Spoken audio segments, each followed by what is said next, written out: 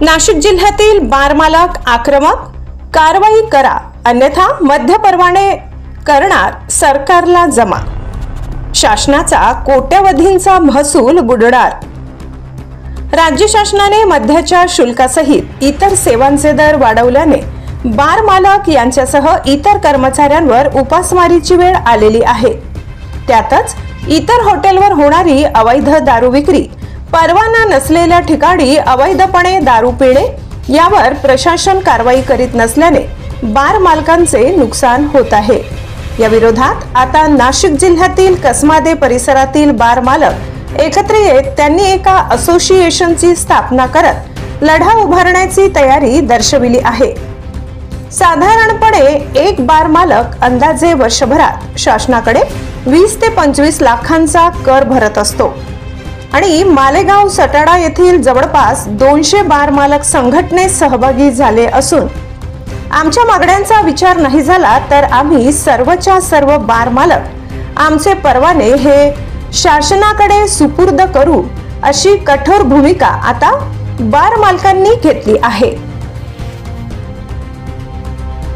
आम्ही सर्व कसमादे पसंत मालेगाव शहर ग्रामीण आम्ही सर्व एकत्र आलो आहेत यासाठी की जे शासनाने जे दरवाढ केली आहे, सर्व दरवाढीमुळे आमचा व्यवसाय हा डबघाईस येण्याची शक्यता आहे।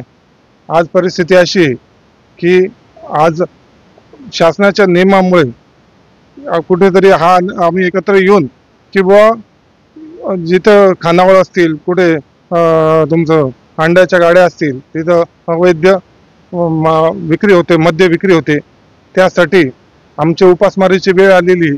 त्या अनुषंगाने आम्ही त्याबद्दल शासनाकडे जाऊन आणि त्या पाठपुरावा करणार। आमचा असा मुद्दा आहे की सरकारने जे वॅट वगैरे जो वाढवलाय आणि जे रेट वाढवलेत आज, त्याच्याने आमच्या बार युनियनवर म्हणजे आमच्या बारवाल्यांवर उपासमारीची पूर्णतः वेळ आलेलीच आहे आणि बरोबर आमच्या बरोबर जे आमचा स्टाफ असतो त्यांच्यावरही उपासमारीची वेळ आहे पूर्णपणे।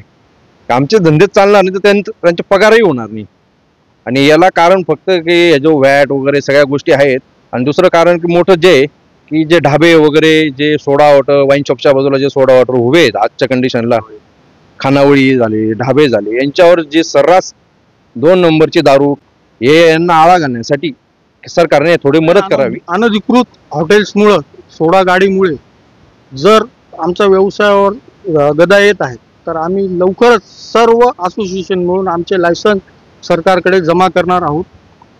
जर